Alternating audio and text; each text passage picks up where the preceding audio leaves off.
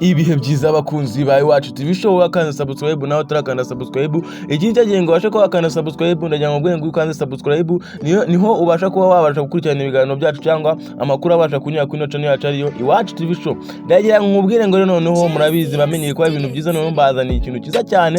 Mwana no kuri zanyu muri kwabona moto. Iyi ni moto nziza cyane, no moto iracyari nzima, iracyari yose, iracyari shyashya. Iyi moto rero iri mu bwoko bwa Haujin rwose. Ni moto ikaba irimo iragurishwa, iri gushakwamo amafaranga makeya cyane.